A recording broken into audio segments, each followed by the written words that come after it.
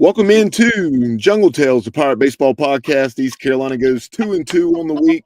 The Pirates are victorious in the midweek, 4-2 at Elon, sweeping the season series from the Phoenix, and then go out to Wichita State, dig a 5-0 hole in the series opener, battle back, could have won the ball game, um, do not make the clutch plays, and fall 5-4. Bounce back with a 6-1 win in Game 2, and then in the rubber match today, 8-7 losers, a game in which ECU faced a 4-run deficit, battle back, took the lead, and then unfortunately a couple of late inning errors and what we've seen far too often, free passes and defensive miscues doing the Pirates in. But right now to talk about it all, welcome in former East Carolina pitcher John White. John, how are you? Doing well, Bubba. Thank you for having me. Yep, 2-2 week. Started off good. Elon, some good pitching on the night. Dug a hole in the first game against Wichita. Got some good pitching on the back end there. Almost made a comeback.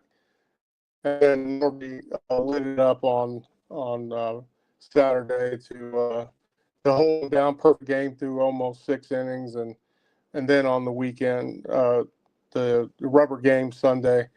It was a tough little ending to it, seeing the error in the outfield. Typically, you're not going to see that happen, but it did, and happened twice, and they were able to capitalize on the second one and took the game 8-7 in the bottom of the ninth. So, tough week, 2-2. Obviously, we're going to have to win the tournament, and we got some tough games coming up with UTSA on the weekend, and then ending the year at South Florida. So tough 6 games against those two conferences.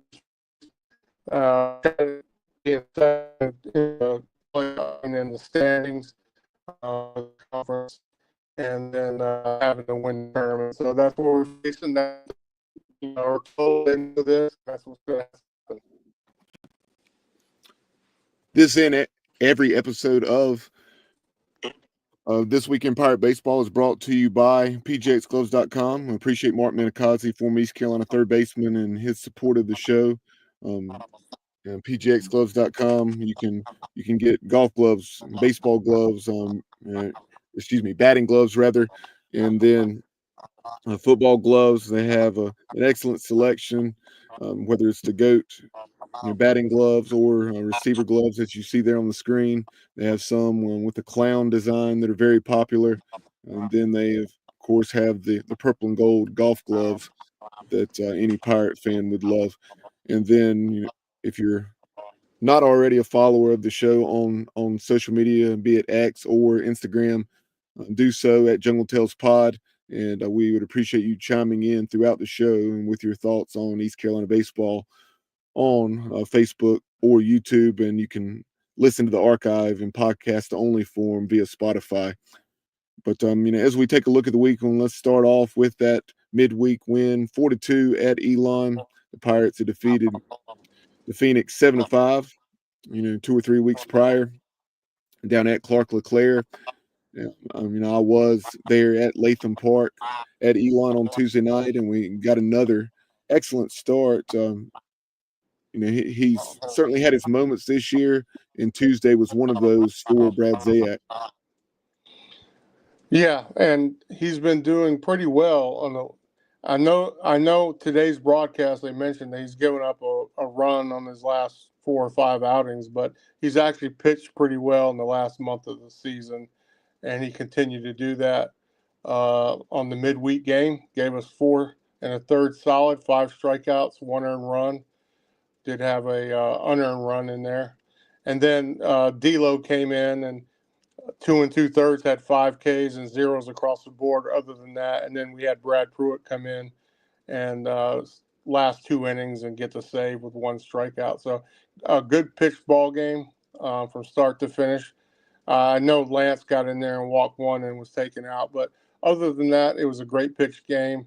And we didn't have a lot of runs. The way the pitching went, we didn't need a lot, but we did have some timely hitting there. So, great pitching game, and it was a good to start of the week. Yeah, no doubt. as you take a look at D'Lo's performance, just going off memory here, clearly it's largely been a struggle for D'Lo this season. I think that was I feel pretty safe in saying that was his best outing of the year. And I know he had pitched okay in opener role in 2 or 3 games, but the other night, he was lights out. He came into a bases loaded, 1 out jam. Yeah. The first guy did line out to left field, and we had him played well, and just one of those things that you have in baseball. But from that point on, he struck out the next guy, struck out the side in 1 inning, and finished the night. Um, I think he went 2 2/3 and had 5 Ks. Yeah. And he had a rough start to the season, walking a lot of people, but like Zayak in the last several outings or a few outings for D'Lo, he's done a lot better. So, yeah, it was promising to see both of those guys. They're going to need them in the tournament time. They need them to step up with the tournament coming up and having to probably play 5 games to win this thing. But it's good to see Zayak and D'Lo doing what they've done here in the last several outings. So that's very promising to see. And that was a real critical juncture in that game. ECU had taken the 2-0 lead early, and Elon responded, and it was 2-2 after 2 innings. ECU had gone up 3-2 in the top of the fifth, and then there in the bottom of the frame, as I mentioned, the Phoenix had the bases loaded with 1 out, and getting out of that unscathed and with the lead. Yeah, Because and I was thinking if we can just get out of this tied or only down 1, we'll be doing well, and then to get out of it with the lead, that really popped Elon's balloon, so to speak, yeah, and after the then we were able second, to tack on 1 more run in the 7th. that's right. After the second, that stopped them, and then we were able to get that 1 run in the 5th, and then 1 in the 7th. So held them down. Of course, Elon, as usual, tough team to play in the midweek. Always going to be competitive. So good to get that win. Start off for the week. So going out to Wichita, the Pirates it's been an adventure when we've gone out to X Stadium over the years. I think going into the weekend, you shared this information with me, or perhaps it was JR, aka Johnny Stats, our good buddy Johnny Robertson. But a very even series between the Pirates and Shockers, and something like I don't know if it was 12-10, perhaps going into the weekend. But even when we've gone out to X Stadium and taken a series, we've had to fight like crazy, and that was the case again. And I really felt like it would be. Unfortunately, this year we dropped 2 out of 3, losing 2 1-run ball games, and despite Wichita State, being right there, I think what 5-13 and 13-30 overall. I felt like it would be a dogfight, and it was. Yeah, tough tough games this weekend. All fairly close. Wichita jumped on us pretty quickly there in the first game, and we did get a good outing out of Ethan Young to settle things down, and then we almost made that comeback. So, yeah, it was a tough little start. Got punched in the nose there pretty quickly, but we did battle back, and then um, had, as usual, out at Wichita, had a battle the next 2 games. So, seems like that's a typical thing, and I think Johnny Stats said that we're pretty much even when it comes to the all-time series at this point. I'm not sure what it is now, but I'm sure it's pretty close to even. Yeah, JR, if you're tuned in, supply us with those numbers. I'm thinking after the weekend that perhaps it's 14-11 Wichita State or something. I know 6 of those matchups occurred last season when you had 3 regular season and then 3 down in Clearwater. Yeah, And, and go ahead. no, I was going to say you're talking about that first game when we started off. We had Brad Pruitt starting, and they got a run in the first, and then the second inning kind of got unwound a little bit for us, and before you knew it, they were up 5-0.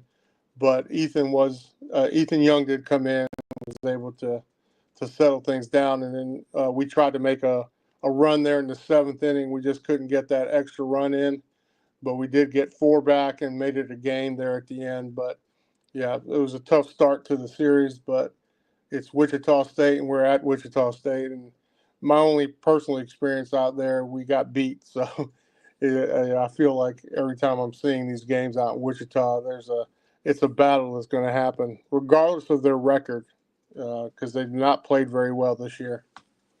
Yeah, and regardless of the crowd, because you guys played in front of what you said about 7,500. And Yeah, this isn't a shot at them. I think it's just a reflection of where their program is currently. But there weren't things have more than changed. 200 or 300 in the stands this weekend. That was something ECU did not have to contend with. Yeah, and the Gene Stevenson era, that's a lot different story for Wichita State baseball. And they did dedicate the field to his name this weekend, although you had mentioned that was already written down. But I think they got an official on-field ceremony this weekend.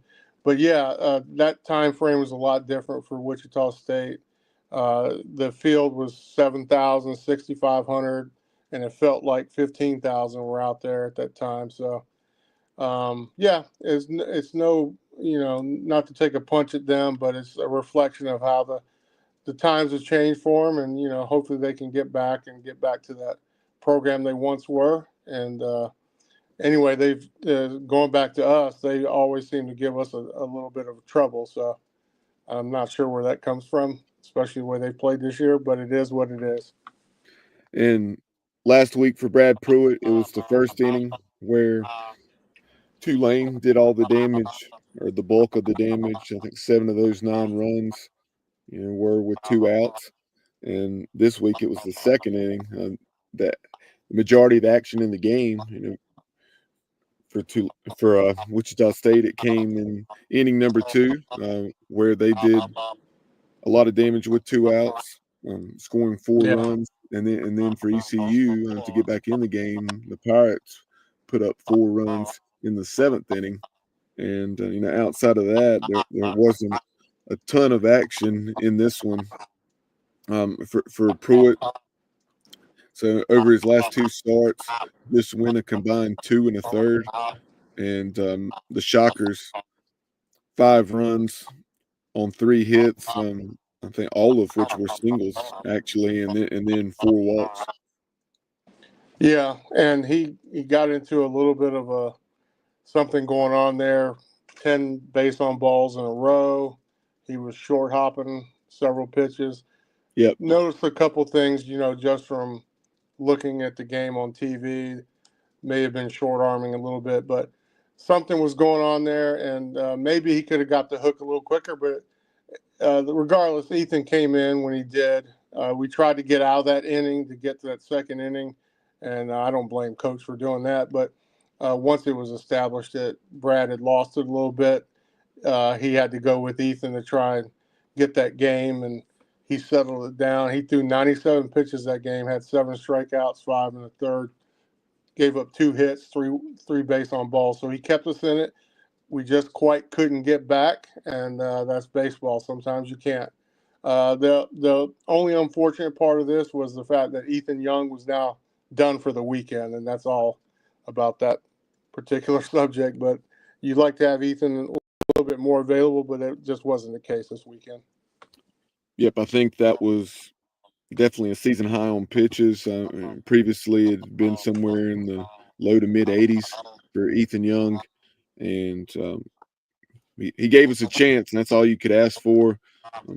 Shutting down these Shockers from the second inning on, and we just couldn't capitalize on an opportunity there late. After having the 4 spot in the 7th, and Yeah, and to give Wichita State their closer Potter, he came in and did what he's supposed to. So some good late arms for Wichita State on Friday and Sunday to help them seal the deal and keep the game close or either ahead. So shout out to their late bullpen. They did a good job. We appreciate folks chiming in via Facebook and YouTube and have a question here from Johnny Gardner that we'll get to momentarily after we finish talking about this series and take a look at the big picture as far as these last 7 games of the regular season and moving into the conference tournament down in Clearwater. But this weekend, you had in game 2, you had another stellar performance by Ethan Norby after what he did last weekend in relief, coming in for Ethan Young in the second game of that series against the Green Wave. It was great to see him pitch the way he did in a starting role. Yeah, and he got the start in the second game. The announcers on ESPN were saying that he didn't start the first game, may have been a little bit under the weather.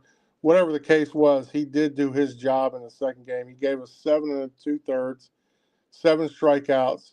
He didn't give up a hit till I think it was 5 1/3. A perfect game. They brought in someone that was kind of a thorn in our side this weekend and got a hit. But he was able to get us 7 2/3, 7 strikeouts, and like the ESPN announcers were saying, there was not. It was looking pretty grim for Wichita State that game. They weren't getting good barrels on the ball, and then Colby came in and did what he usually does. He just throws strikes, gets you out, and that's what he does. And got the save with 1 1/3 inning. So that was a good combination there between the two. But great pitching effort out of Ethan. Yep. There when he was perfect through 5 1/3. Perhaps it's my fault with the old jinx, LOL.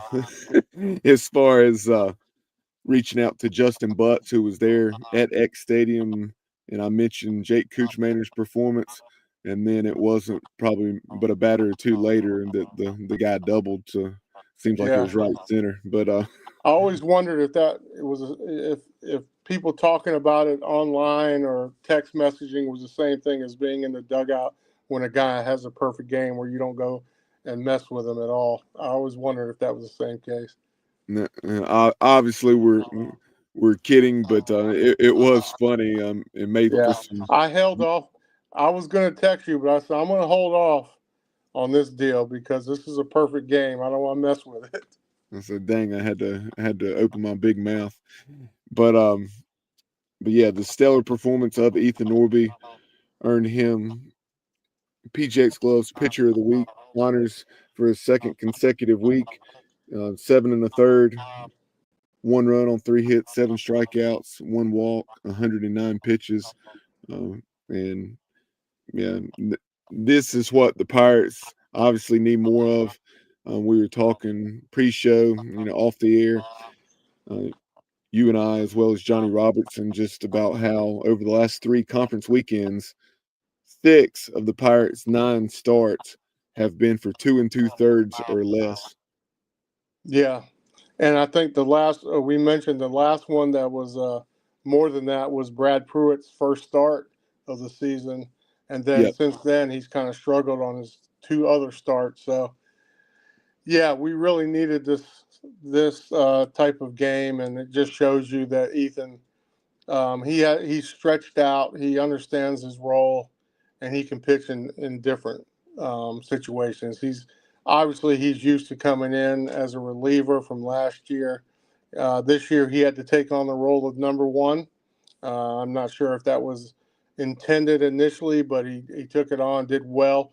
He did struggle a little bit after the Coastal Carolina 19 strikeouts, giving up some home runs here and there. But overall, he's still one of the best pitchers on the team, if not him 1 and 2 with the other Ethan, the E squared, as I call him, are really, when they get in the game, they give the opponents a very tough situation to hit at. So he did what he was supposed to do and had an excellent outing, and he did have that perfect game for 5 1/3. But is what it is. He didn't get it. So, but he did perform very well, and he's well deserving of the PGX Pitcher of the Week. And to expand a little bit more on what you were saying regarding those three starts that had gone more than 2 2/3.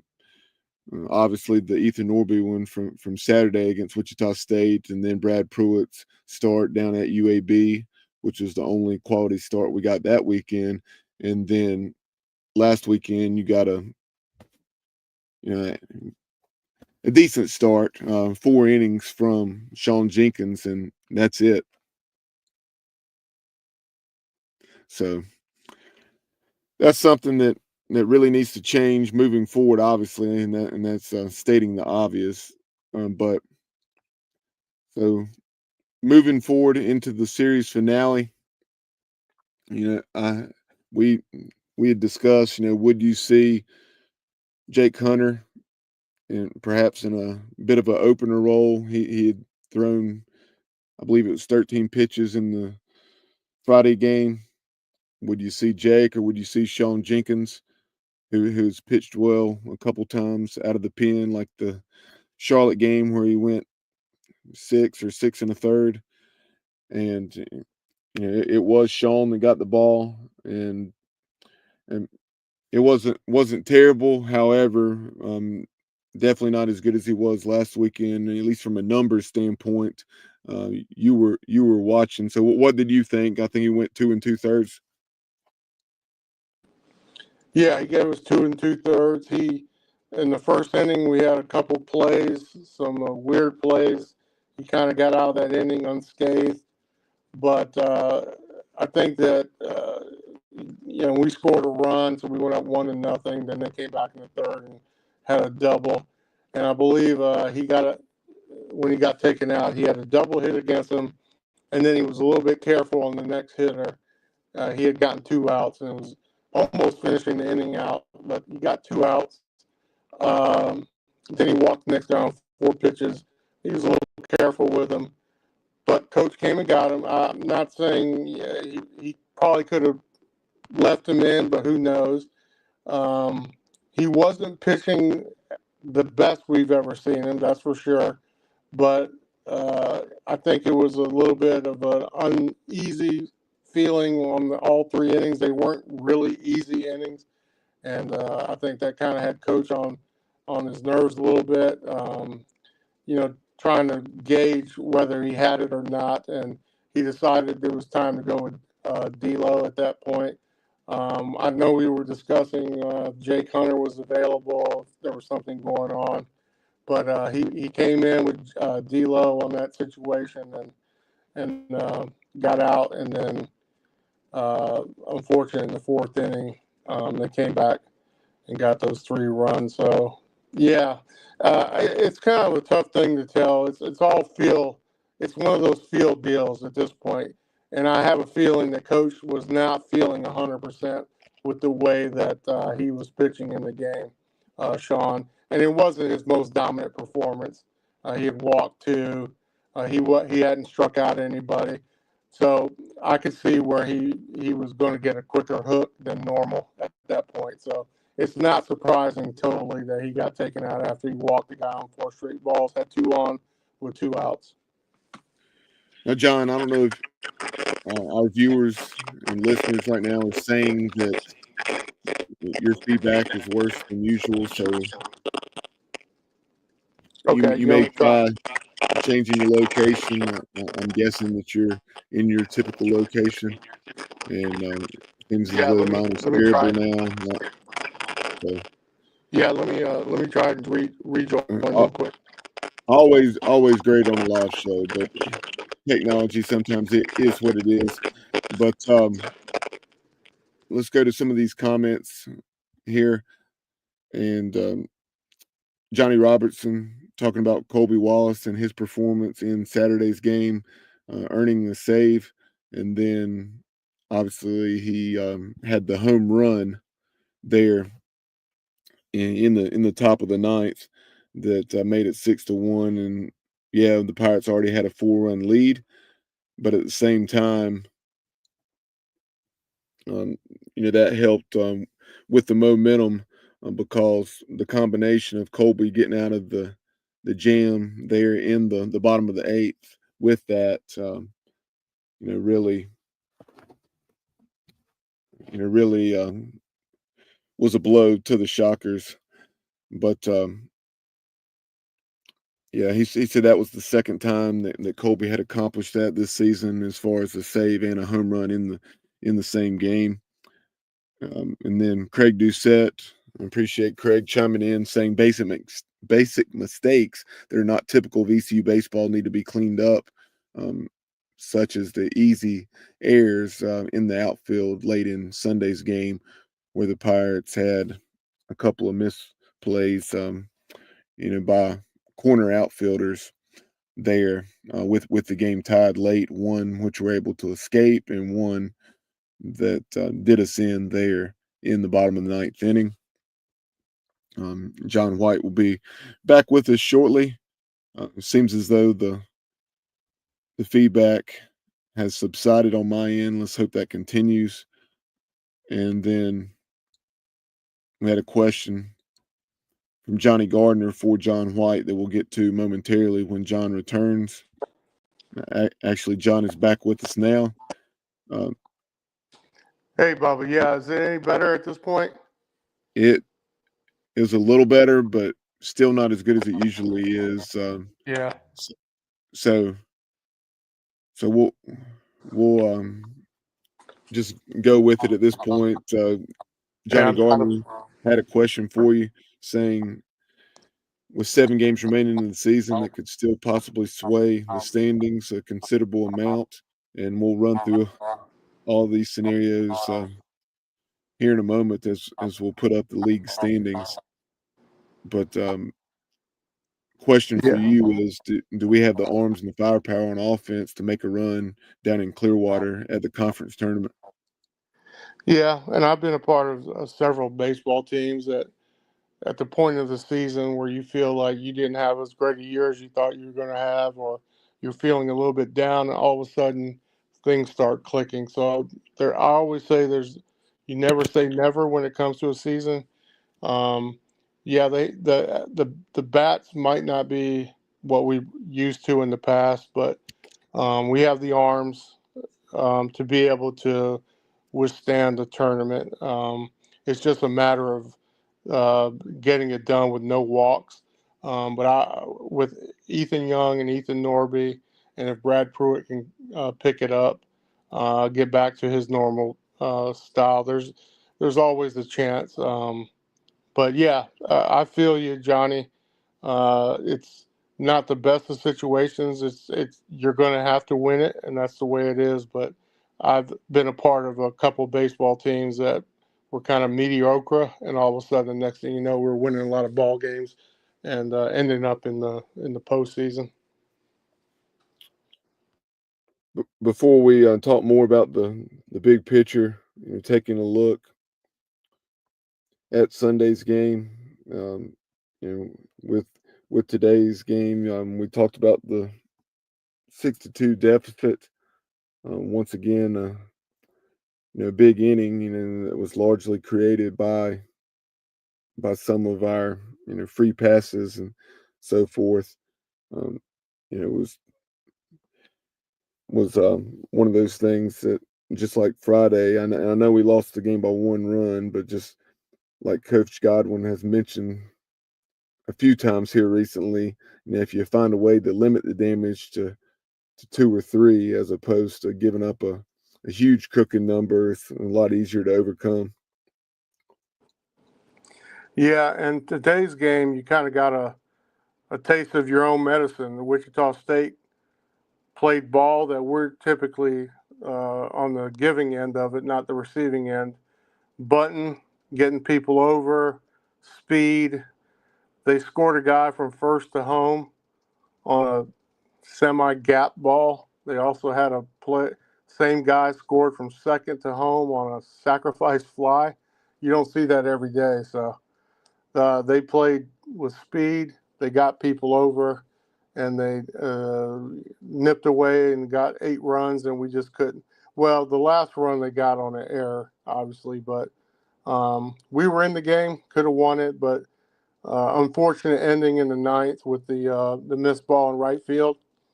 But Wichita State did exactly to us what we do to many teams, and it gets on people's nerves when they see it done. But it happened to us today. So And it's something we've harped on, but the free 90s in Saturday's game, we had 8 strikeouts to just 2 free passes. In the other 2 games combined, I believe it was 12 strikeouts to 12 walks.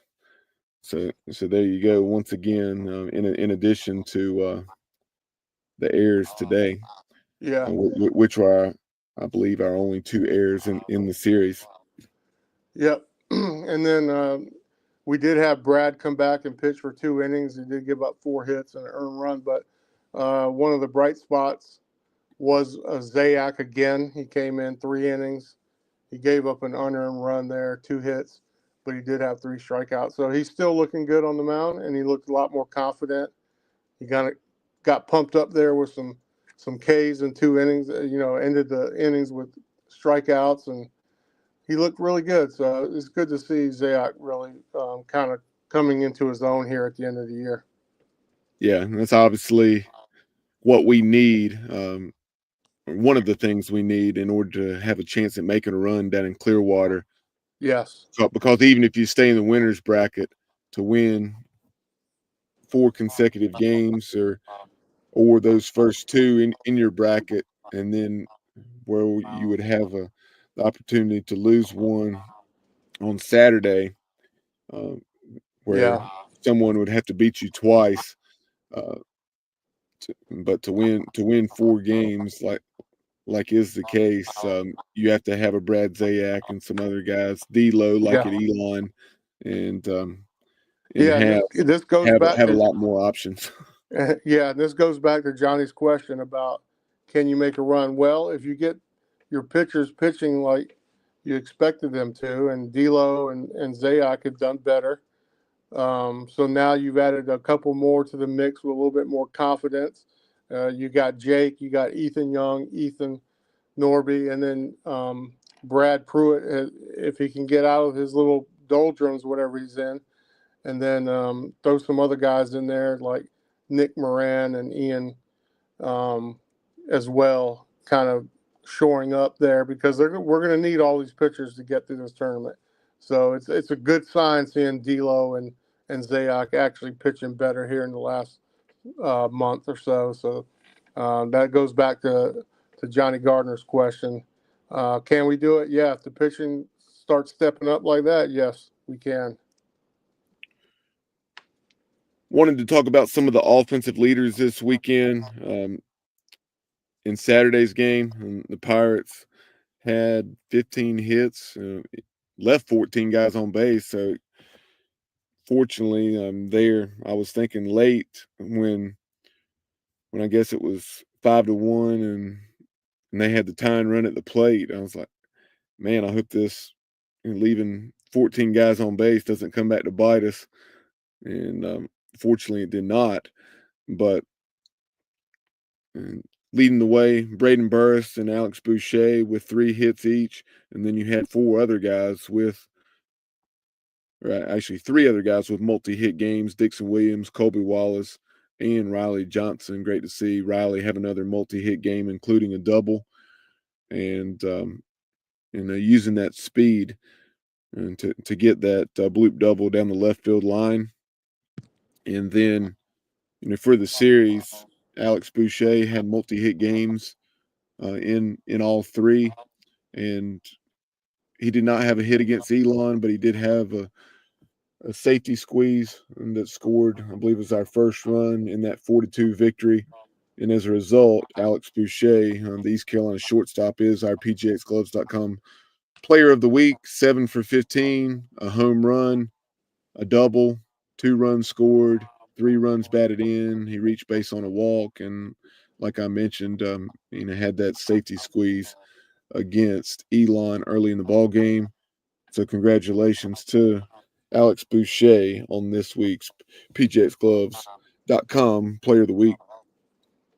Yes, he had a great week, and it was a week that we had several players that had good weeks, and he just happened to be the better of the group. But the home runs, the double, kind of a more of a little bit more pop in the swing, and I was surprised watching how they pitched him. It was a little different than other teams pitch him, but he was able to take advantage of that, and he did. So it was pretty cool. But seeing some of these other guys, I mean, you got Burris, Wallace, and Dixon. I think they were like 18 for 50 on the week between the three of those guys. So there was a lot of good weeks out of everybody. Some good timely hitting out of all Irby, and so it was good to see that the hitting. Although we didn't score a lot of runs, there were some pretty good on base type situations going on, and getting runners over, and then getting them in when we needed to when they got on third base. So it was good to see. We're going to need a lot more of that, and we got UTSA coming up, and I don't know if anybody.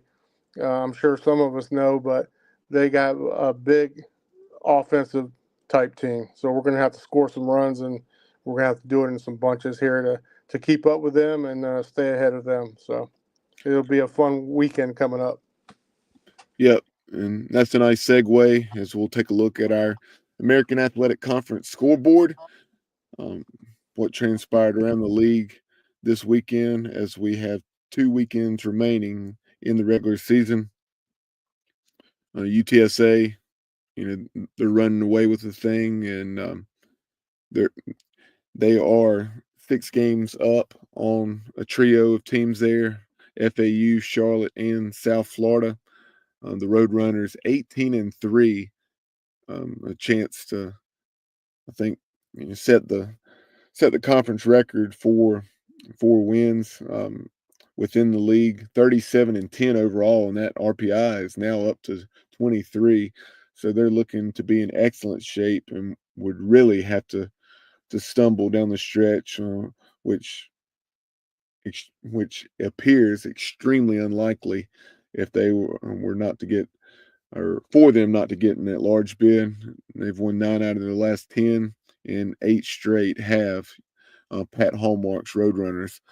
And then FAU, we were discussing, John, pre-show right before we went live, how they've had a bit of a resurgence here of late, 31-16. The RPI is 56. It's pretty unlikely, but if they were to finish very strong, then and have a good showing down in Clearwater, it's not out of the realm of possibility that they could maybe get up there around 40 or 45 and at least be in the conversation. Yeah, and they haven't had a quad one win this year yet. That's probably the only thing holding them Yeah, back. they're 1-6 quad one. Yeah, 1-6, and then And they UTSA. beat Miami or somebody. Yeah, and UTSA is 3-3 in quad one, 6-2 in quad two, 10-3 in quad three, and 18-2 in quad four. So they've taken care of business. They've beat the number one team in the country this year, or number one team. So UTSA, it would take quite a stumble for them to be knocked off the perch. I don't even think, can they even be in second place at this point if they lost all the rest of their games? What's their record overall? They So would be, they would lose 9 if they lost 6 in a row. So yeah, it's hard to fathom them losing 6 in a row, but I guess anything's a possibility. But yeah, they've played tough. They haven't came back. They're showing no signs of slowing down. Their hitters are tremendous. So great year. And then FAU does have an outside shot. And if FAU and UTSA did happen to get in and ECU won the conference tournament, then I would be extremely happy. We'd have 3 out of the conference going in. yeah, against those second place teams, and they took two of 3 from Charlotte at Charlotte. And then I believe they swept FAU and South Florida. I know for sure they swept South Florida, and then I think they swept FAU in San Antonio. All 3 of those games were games in which, or at least 2 of them were FAU having leads in the mid to late innings and unable to hold on. Yeah, and that's with UTSA, their team. Their Achilles heel is probably going to be that they have not the A+ pitching like some teams have, but they have the best hitting in the league, and that's you can look at the stat sheets and see that, and they typically are going to outscore you. So yeah, it'll be a tough thing. And talking to you outside the show on where we want to position ourselves going into the tournament. Well, I'm a big fan of you get on a roll and you go into the tournament, and no matter where you're at, that's where you play. But it would be tough coming up against them early in the tournament, especially if we were in the losers bracket. So I don't know if you want to. Yep, there you go. A little segue into where Tuesday, May 20th, the start of the tournament. And before we get to that, very quickly, I'll run through the rest of these league standings because after UTSA at 18-3, you have really two clusters. One where it's 5 teams fighting for second place.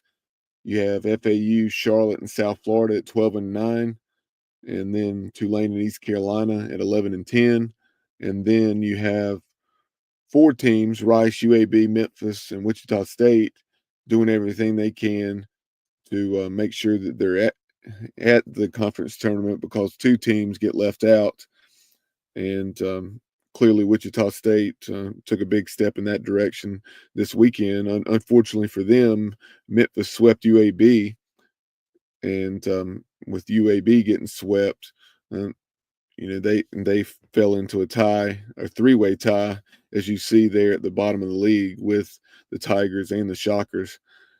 So a lot to play for a lot of teams, here down the stretch with UTSA, cruising in. And you were asking about them. They obviously, with 3 losses as opposed to 9 for FAU, Charlotte, and South Florida, I guess they've clinched a tie. And like I said, they are 8-1 against those teams, with the lone loss coming to the 49ers back. I believe it was the opening weekend of league play. Yeah, that it would take a lot for them to fall off the perch. So, like ESPN announcer said, looks like people are playing for second at this point, and then you have your 4 teams playing to make sure they get in. And it looks like Wichita State does have Memphis for a series coming up, so that'll be a big series for those 2 teams. Rice is winning a game here, 2 games there. They're starting in conference play. They've won more games. Obviously, outside of conference, they haven't done very well, but they started winning a game here and a game there. So they've kind of picked it up, trying to make that tournament, trying to turn things around a little bit and show that the coaching change is possibly a good thing that's happened. Obviously, it is a good thing that's happened, but for their recruiting uh, progress for the next couple of years, they need to show that they're dedicated to the team. Yep. I'll say right now, this will be a bit of a bold prediction, I guess you could say, and that Rice will at least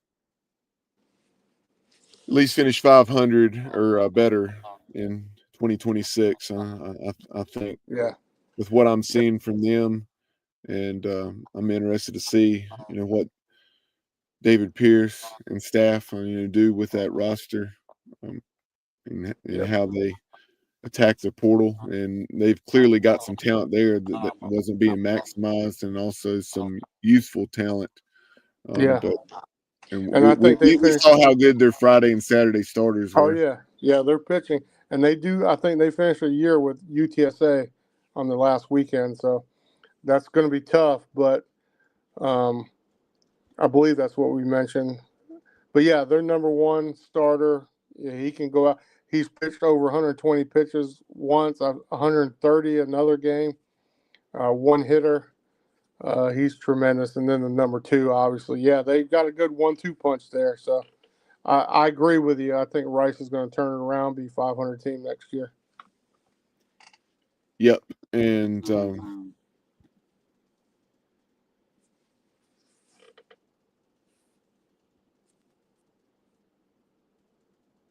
One thing is And we I was going to tell you, going to South Florida is our last weekend, and then May 18th, and then having to go back May 20th and play out on the in the tournament. So um, in Clearwater, you discussed that they probably will not come home. I don't know. There's those kind of in the logistics. past, and this has happened quite a bit, where we've closed out the regular season in Clearwater, excuse me, in Tampa, and just stayed there rather than traveling home and going back a few days later, Yeah. which So yeah, definitely for our seems to be the way to go about doing it.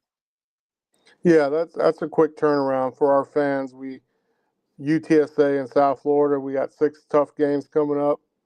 We finished down in Tampa on Sunday the 18th, so it does look like, or Saturday, I believe, we finished, which is 17th, and then we have to start up the tournament on the 20th. So it does look like we're going to have to stay down that way, which makes sense. But it's just going to be a tough road to hoe. But it's something we're in. We have to win, and that's the only way to do it. You got to pick yourself up by the bootstraps and get it done. And if the Pirates are to earn the number 2 or 3 seed, um, or clearly 6th or 7th seed, they will be on the opposite side of the bracket from UTSA, as the Yeah. Roadrunners will be that number 1 seed, um, in the same bracket as the 8 seed and the 4 and 5 seeds. And again, glancing at these league standings, and those teams that are above East Carolina, uh, Tulane took 2 out of 3 from the Pirates. Charlotte took 2 out of 3, and FAU swept ECU. And just meaning that, yes, the Pirates are 1 game back in the loss column, or in the case tied with Tulane, but those other teams, with the exception of South Florida, have the tiebreaker. So the mountain to climb for that race for the top 2 spots or 3 spots in the standings, I should say, is a little bit more challenging against 2 very quality opponents. Yeah. Yeah, it's going to be a tough road to hoe, as I said, and we are where we are at this point, and we just have to take care of business. It'd be good to go out and give UTSA a good showing and see where we are in competition level against that team. They've showed that they can play with some of the best teams in the country, and they're showing they're dominating the conference. So this will be a good test to go out there and say, hey, where do we stand up against you? Because if we have to face them again, it's probably going to be late in the tournament, and we're gonna need to get some kind of confidence going into that situation. Exactly, and in addition to that, with it just being a couple weeks before the conference tournament, whereas if we had have played UTSA earlier in league play the way we did last year, um, some of those tendencies and some some of that data, would not be as relevant. But now, with it just being a couple weeks out, probably it is a little more relevant, and that should help as well. Yep, and they'll get to see us. They're going to see our better pitchers. We're going to go out there and try and win, and And we're gonna have to show them, we're ready for you, and kind of get that confidence boost going. This is a big week. I mean, if we're going to talk about winning the tournament, we can't go out here and lay down against UTSA and put some duds out on the table. That would really be demoralizing of sorts. So go out there, play some good games, try and get a couple wins in here, show them we have pitching that can hold your bats off, and then go out there and get some runs and try and beat this team.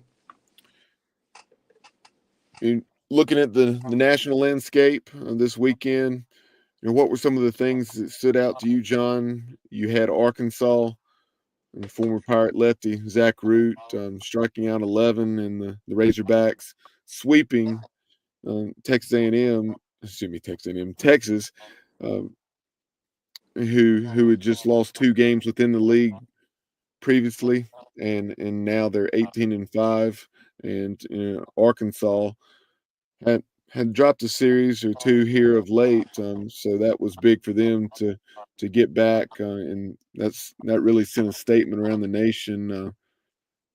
Clearly, everyone knew how good Arkansas is, but for them to sweep number one Texas, and not only did they beat them all three games, but they dominated them, winning convincingly. Yeah, they did. And as many know, Texas lost their number one pitcher for the year, shoulder injury.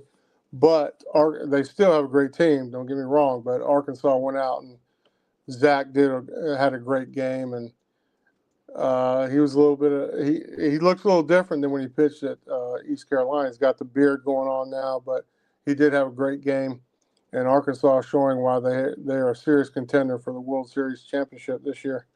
Other series that I saw, Florida State and Clemson. Their first game was an epic finish. Clemson was up in the bottom of the ninth. Florida State comes up. Max Williams, Florida State's big hitter, hits a home run to tie it, and then he comes back with a single in the 11th to win it. And then Clemson comes back, wins the second game, and then Florida State comes out and wins the rubber match 20-9. So Florida State looks like they're going to probably move up to either 4 or 3. From ACC perspective, you got Clemson, Florida State, and UNC up in the top 5, 6 teams, and NC State's kind of fell back a little bit this week. And then, as you mentioned, it would be ironic if Miami, who started off so poorly, ends up winning the ACC regular season championship. That would be really ironic. Yeah, you have 16 teams in the league now, and I think 9 out of those 16 are within 2.5 or 3 games of the ACC leader. Pretty remarkable there how jumbled up the league is. So you had NC State after sweeping Clemson, they went down, and I guess you can call it a sweep, but it's a 2-game sweep as the third game against Miami was canceled. Yeah, and another team in the ACC that's kind of under the radar but has been playing very well in the last 6 weeks is Notre Dame. So Yeah, they're moving up, and yeah, overall ACC is strong again. SEC obviously they have one team that's outside probably the top 55 RPI, and that's Missouri, who's still 110th, even though they haven't won a game in the SEC. So we'll see a lot of SEC and ACC when it comes to selection day. But as far as other teams, Southern Miss, Coastal Carolina, Troy, they continue to win the majority of their games in their conference. You mentioned Troy was kind of maybe sitting on thin ice if they kind of did not play well here at the end of the year, but Coastal and Southern Miss look to be pretty rock solid when it comes to getting in the tournament. yeah, and you talked about the Troy Trojans. They're 34-14, 16-8 in the Sun Belt with an RPI of 42. So they definitely need to play well down the stretch and in their conference tournament, which I believe is still in Montgomery, Alabama. Could be wrong on that, but that's where it's been, at the home of the Montgomery Biscuits. You got to love that nickname. But Yeah. that's where that tournament's been for the last several years in that minor league park, and they do a great job with it, according to what Britt Johnson and that App State staff have told me, that they really embrace the teams and do a heck of a job hosting it, which makes sense since the Sun Belt has elected to keep it there in Montgomery. And yeah, Coastal has that RPI of 12. UC Irvine 34-11, 20-4 in the Big West with an RPI of 18. You mentioned West Virginia, the Mountaineers, 18-4 in the Big 12, 39-7 overall. And UTSA has actually moved up. Apparently, there were some late games going on. Since I had screenshot those standings, the Roadrunners are now 21st per Warren Nolan in the RPI. Um, I apologize if you just mentioned that. And then Southern Miss, UTRGV, 30, 31 respectively. Northeastern dominating the CAA, 19-2. I believe it's Mike Glavin, the brother of Tom Glavin, who's got in the Huskies, and they're 37-9. Keep an eye on them in the tournament. And then you had Mississippi State, the Bulldogs, 29-19, 10-14 in the SEC. They actually parted ways with Chris Lamonis a few days ago, and then this weekend they swept Kentucky there in Starkville, 14-4 in 7 innings, 6-5 and 11, and 6-1. Wow, no one would have seen that one coming. Yeah. Yeah, and you mentioned Kentucky. So going back to what we were talking about, Mississippi State, and someone asked about the coaching situation down there. I don't know if you've heard anything or any rumors. I know they're probably going to wait till after the season. But has there been any movement or names popping up that you were unaware of on the Mississippi State job? I've seen a few media outlets putting their list out there. You've seen names like Chris Pollard at Duke, which isn't surprising with the success he's had in Durham. Mm-hmm. Nick Mingione, not surprising with his success within the SEC at Kentucky, taking the Wildcats to Omaha a year ago. Yep. That's been a very popular name. Of course, a lot of people are throwing out that name, Max Weiner, the pitching coach for the Texas Longhorns, and I believe he's just 30 years old, and a lot of folks do not think he will be in the running. You know, the so-called college baseball analysts and experts out there, when fans have floated that name, think he will remain there in Austin. So we shall see. It's definitely one of the better jobs in college baseball, and like I heard an SEC media outlet mention this week, um, SEC Unfiltered. Um, they provide some pretty good SEC baseball coverage, and they were just saying that it's one of those places. Obviously, baseball is big, throughout the SEC, but in Starkville, it's almost it's perhaps not far behind. It's right there with football, just with its success down through the years, and probably more often than not, the lack thereof on the gridiron. Yeah, and I played ball in an era when they had some great teams. Some of their team, I remember they had Rafael Palmeiro, Will Clark, Jeff Brantley, Bobby Thigpen on the same teams. They're playing against Texas in the World Series, who had Roger Clemens. So yeah, those are the type of times when I started playing ball East Carolina, I remember those schools. And Mississippi State, definitely every year you could count on them having a loaded lineup and being in Omaha for sure. Final thing before we wrap up tonight's edition of This Week in Pirate Baseball, presented by PGXGloves.com. Let's take a look around professional baseball, and first with the MLB and the Pirates in the show. Of course, 6 ECU players in the big leagues. And today, Burley had his first home run of the year. Um, a pretty long home run to right center field. Great to see Burley. One, getting the ABs, and then two, that initial home run of 2025. Yeah, hopefully that'll get him off the schneid, as they say, and get him start hit some home runs. He's been a little bit struggling on that type of thing going on this year, and let's see him get going. He's a fan favorite, and obviously East Carolina Pirate. So hoping for the best for him. Gavin Williams, this was one of the more interesting and intriguing stat lines that I've ever seen, John. And I know you agreed. We were Yes. discussing it earlier this afternoon. In his start, on Saturday against the Toronto Blue Jays up at the Rogers Center in Toronto.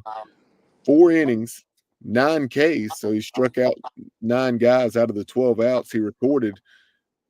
And he only allowed 2 runs, both of which were earned on 7 hits. And he also walked 5. So a minimum of 12 base runners, and you only give up 2 runs. Yeah. A I would decent like outing, but an odd outing for Gavin. That's one that I'm going to go back and look at the play-by-play. Like you mentioned, he probably got out of a couple bases loaded jams here in this Had game. to. Yeah, there's no way around it. So, yeah, very interesting line. Obviously, he shows he has dominating stuff with the 9 Ks. The 5 walks a little bit strange for him. And then so 12 base runners in 4 innings and 9 Ks. That is one of the stranger box scores you're going to see for him. Zach Agnos continues to pitch very well for the Colorado Rockies. He's appeared now in at least 6 games. I was thinking it was 7, but it says 7 1/3 innings. I know he's notched a couple of saves, one against the Braves and one against the San Francisco Giants. Yeah, he's got 2 saves on the year. He's got 6 appearances, 7 1/3, 2 saves. His Ks are not there, but his velocity is up there. 6 hits against him, but he has no runs given up. He did give up 1 inherited runner, but it was unearned. And then he has a whip of .82. So he's not walking anybody. He's not striking out a lot of people, but he's definitely doing the job that they've asked him to do. And his velocity is up, which is something that has caught the attention of many people, including myself. And then how about the performance of Jeff Hoffman? Yeah, so Jeff this year, just for the whole year, I mean, he had a save and a win this past week. But on the year, he's thrown 16 innings. He's won 3 games. He's saved 7. He's had 23 strikeouts in those 16 innings. He's only walked 2 and given up 9 hits for an ERA of 1.10 and a whip of 0.67. So he's having a tremendous year. I mean, he's one of the elite end pitchers in the game at this point in the American League for sure. Yep, that 3-year, $33 million deal, and he's definitely showing why that why they paid up, and he was so highly coveted after a couple of tremendous years with the Phillies, in which he pitched in more than 100 ball games over those 2 seasons. Yeah, so last year with the Phillies, he obviously had Alvarado there, and the end of the bullpen had a few more pitchers that Toronto doesn't have. And I mean, last year he threw 66 innings and he had 10 saves and 3 wins, 89 Ks. So not the elite type stuff you see, but he did get paid because someone saw something in him, and he's came over to Toronto and taken over at the end of that bullpen. So good to see. And he's still only 32 years old, so he still has time left in the tank, and he's making the most of it. He's definitely having a great year. With the Hudson Valley Renegades, I know you have Josh Groves and then also Josh Moreland. Josh Groves has had a very good start or 2 here of late. Trey Savage down with the Dunedin Blue Jays and low A ball has just been lights out after a rough first outing where he did not have his command. Since then, he has been exactly what you would expect Trey Savage to be. Yeah, and his strikeout to innings is up there. I mean, I can't see them holding him down there much longer in Dunedin. He's ready for AA and probably ready for AAA, but it's not going to be long. John, any final thoughts as we wrap up tonight's show?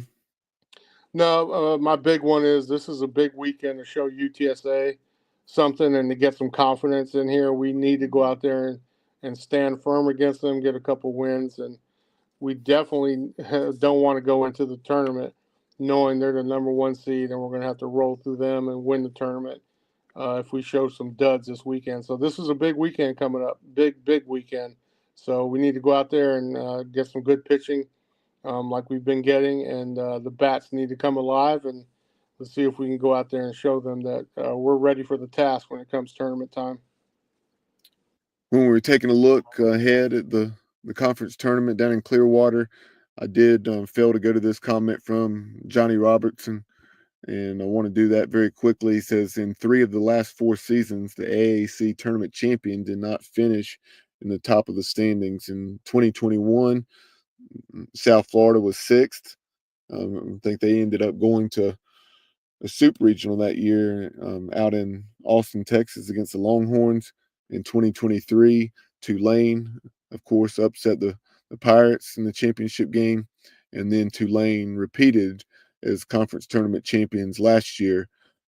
So it definitely would not be unprecedented, for the Pirates to go into the Clearwater and do what we need to do to get to the road to Omaha.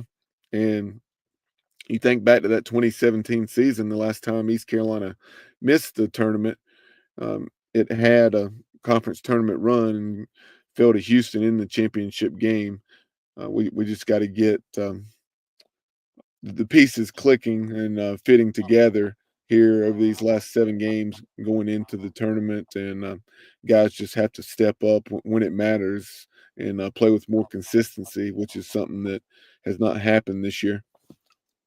Yeah, most definitely. And I can, if I was going to give a little pep speech to the players, I've been on a team where we did not have the best of year. Could have been a lot better. We went and won some games at the end of the year, got some momentum going. I think we were like 25-24 before we went to the tournament. That was at Harrington Field. We won 5 games in that tournament, ended up going out and getting to play in Wichita and playing against the number 1 team in the country and taking them to task 5-0 in the 5th inning. We did win a game out there in that regional, coming in as the last seed in the tournament. 48 teams back then. So if you get on a roll and you get some confidence going, anything can happen. So there's, and like JR just pointed out, it just, whoever's playing hot in the tournament at this point is going to win this thing. And if UTSA comes in and dominates like they have all year and done it, I've been on part of that team. It is what it is, and you move on to the next year. But you got to get on a little roll here, and this weekend is the start of that roll.